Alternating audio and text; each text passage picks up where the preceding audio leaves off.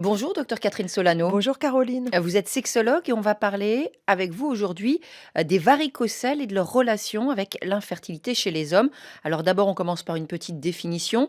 Varicocèle, qu'est-ce que c'est exactement? Le nom fait penser aux varices. Oui, c'est normal parce qu'une varicocèle, justement, c'est une varice, mais située à un endroit particulier puisque c'est une varice située au niveau des testicules. Alors comment justement un homme peut-il s'apercevoir que sur son corps, eh bien, il y a cette varicocèle? Eh bien, tout simplement en observant, il voit qu'au niveau d'un testicule, dans 95%, c'est au niveau du testicule gauche, il y a une varice, une veine dilatée, et quand même dans 10% des cas, ça concerne les deux testicules.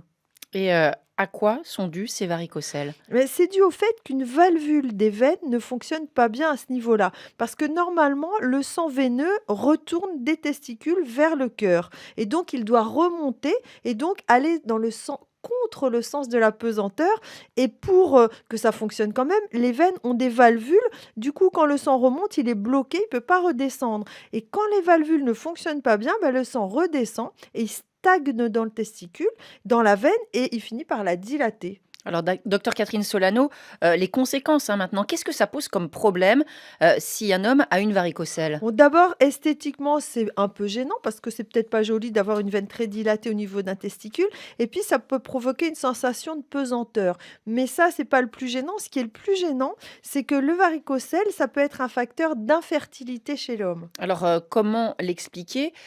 Pourquoi donc un homme qui observe une varice sur un ou 2 testicules, présente, ce risque d'être stérile? Et d'abord, est-ce que c'est systématique? Non, heureusement, c'est pas systématique. Il y a seulement 15 à 20% des hommes, donc environ un homme sur 5, qui a une varicocèle et qui consulte parce qu'il a un problème d'infertilité. Donc, dans la grande majorité des cas, dans 4 cas sur 5, un homme qui a un varicocèle est quand même fertile. C'est juste un facteur de risque. Alors, comment expliquer justement ce rapport de cause à effet?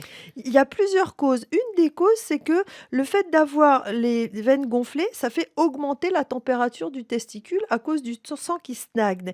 Et on sait que les testicules ont besoin de beaucoup de fraîcheur pour fabriquer les spermatozoïdes. C'est pour ça qu'ils sont à l'extérieur du corps. Et d'ailleurs, on sait qu'il y a des hommes qui travaillent en continu devant un four à haute température. Ils peuvent avoir une infertilité parce que les testicules sont trop réchauffés. Donc ici, le testicule peut être réchauffé par la veine dilatée.